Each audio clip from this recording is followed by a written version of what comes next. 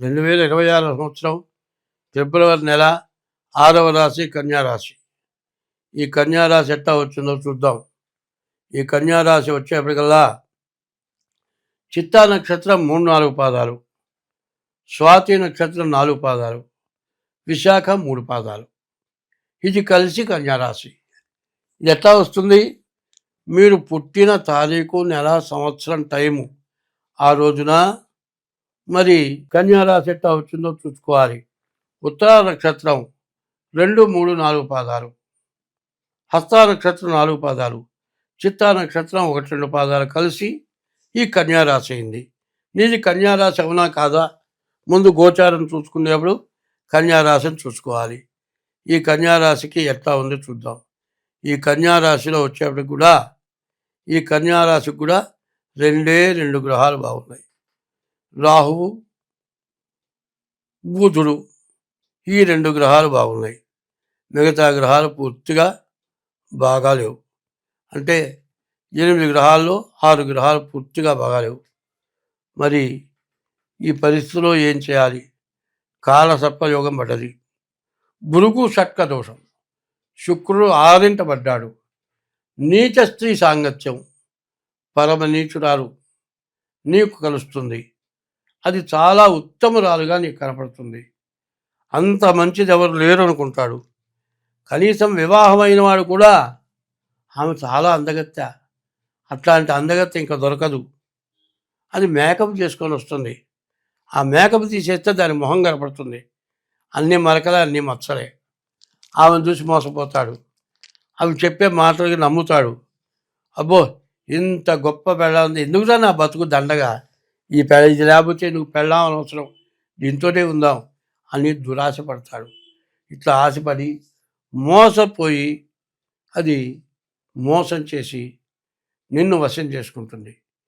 పిల్లల్ని వదిలిపెట్టి చివరికి దాని మోసంలో పడిపోయి చివరికి నీ సంపాదన మొత్తం గుంజుకొని నీ ఉద్యోగం చేసేది కూడా అప్పు చేయించి ఉద్యోగం పోయిందాక నిన్ను హింస పెట్టి మొత్తం అయిపోయిన తర్వాత నిన్ను వదిలిపెట్టి నీవు కళ్ళతో చూస్తూ ఉండగానే ఇంకోటితో పోతుంది. ఏమవుతుంది? ఉన్న భార్య పిల్లల్ని వదులుకున్నావు, ఇది ఎంతో ఉత్తమరాలు అనుకున్నావు, దాంతో పోయినావు. నిన్ను ఎదవని చేసేది ఇంకో చోటిపోతుంది. ఎదవ పని చేశాను అనుకున్నావు. అప్పుడు ఇంటికి రావాలంటే భార్య ఇంట్లో ఉండదు, పుట్టింటికి వెళ్ళిపోయి ఉండొచ్చు, ఒకవేళ ఇంకో పెళ్లి చేసుకొని ఉండొచ్చు, నీ పిల్లలు అన్యాయమైపోయి ఉండొచ్చు, నీ తల్లిదండ్రులు కూడా పెద్దవాళ్ళు అయిపోయి లేకుండా పోయి ఉండొచ్చు, అసలు నువ్వు ఉన్న ఇంట్లో ఎవరు లేకుండా పోవచ్చు, నీ ఇల్లు ఎక్కడో తెలియదు, నీ తల్లిదండ్రులు ఉన్నారో లేదో తెలియదు, నీ భార్య ఎక్కడుందో తెలియదు, నీ పిల్లలు ఏమైనారో తెలియదు. ఇంత ఘోరమైన పరిస్థితి వచ్చి నిన్ను మోసం చేసి వెళ్ళింది. చూడండి, చెప్పుకుంటానికి కూడా నామద్ద. అట్లాంటి వాళ్ళని నేను కళ్ళతో చూశా. అట్లాంటి వాళ్ళు నా దగ్గరకు వచ్చి బోర్ని ఏడ్చిన వాళ్ళు ఉన్నారు. భృగు షట్క దోషం, మహాదోషం.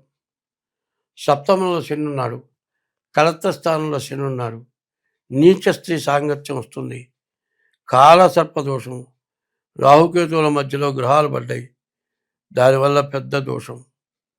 రాహువు బుధుడు బాగున్నారు, డబ్బులు వస్తున్నాయి, వ్యాపారం చేసేవాడికైతే వ్యాపారం సాగుతుంది, ఏమి లాభం?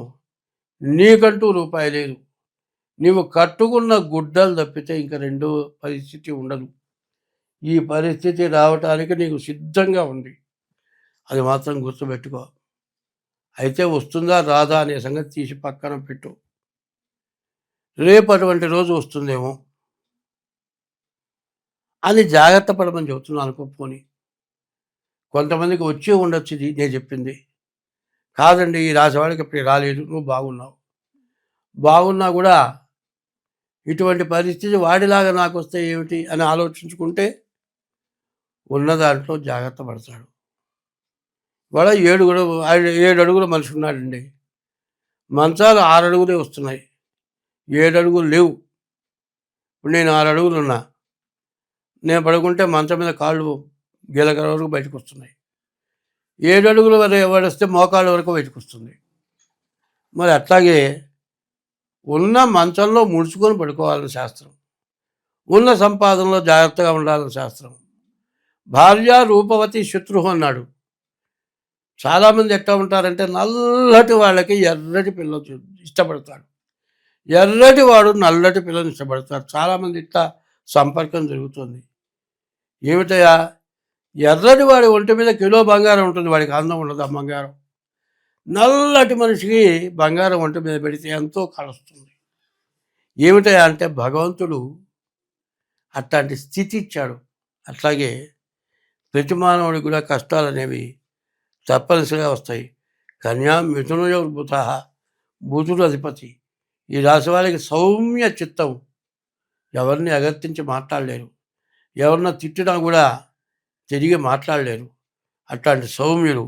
అటువంటి జాతకాలకి చాలా నష్ట కష్టాలు విపరీతంగా కనబడుతూ ఉన్నాయి. ఈ రాశి వాళ్ళ పరిస్థితి పూర్తిగా బాగాలేదు. కాబట్టి డేట్ ఆఫ్ బర్త్ ద్వారా జాతకం చూపించుకోవడం చాలా అవసరం. పైన ప్రతిరోజు కూడా శివాలయానికి వెళ్ళి శివుడికి నమస్కారం చేయండి. శివాలయంలో శివుడికి ప్రదక్షిణ చేయండి. అభిషేకం తీర్థం తీసుకోండి. ఎప్పుడు కూడా నవగ్రహాల్లో శనిగ్రహానికి నవగ్రహాలకు కూడా ప్రదక్షిణ చేయండి. తర్వాత చీమల పుట్టలకి బియ్యపు రవ్వ పంచదార కలిపి వేయండి. మారేడు చెట్టు ఎక్కడుందో వెతుక్కోండి. దర్శనం బిల్వవృక్షస్య, దేవుడి గుళ్ళో దేవుడు చూస్తే ఎంత పుణ్యమో, మారేడు చెట్టును చూస్తే చాలా పుణ్యం వస్తుందిట. స్పర్శనం పాపనాశనం, చెట్టును తాకితే సమస్త పాపాలు పోతాయిట. స్పర్శనం పాపనాశనం. అఘోర పాప సంహారం, చెయ్యరాని మహాపాపం ఎట్లా ఉంటుందంటే, మనిషిని ఒక్కసారి పొడి చేస్తే తెలియకుండా చచ్చిపోతాడు. చిత్రహింస. అరికాళ్ళల్లో గుండు సూదులు గుచ్చి నిమ్మకాయ పిండుతారు. విషంలో గుండు సూదులు పెట్టి అవి గుచ్చుతారు. అవి పుండ్లు పడి అబ్బో మానక చచ్చిపోతారు. చిత్రహింస, అది అఘోరం. ఘోరం అఘోరం, అఘోర పాపం. అటువంటి పాపాలు చేస్తే ఇట్లాంటి బాధలు వస్తాయి. ఘోరం అఘోరం.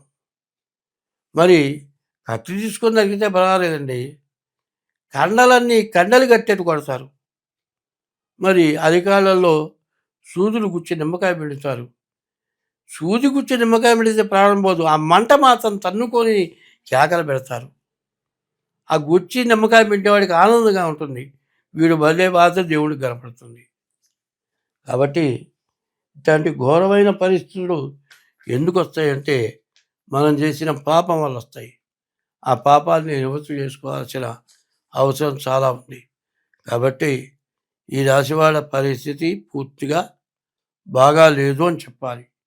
ఈ రాశివాళ్ళు ఎంత జాగ్రత్త పడితే అంత మంచిది. కాబట్టి మీ డేట్ ఆఫ్ బర్త్ ద్వారా మీ జాతకం చూపించుకోండి, మీకు అన్ని విధాలా బాగుంటుంది. స్వస్తి.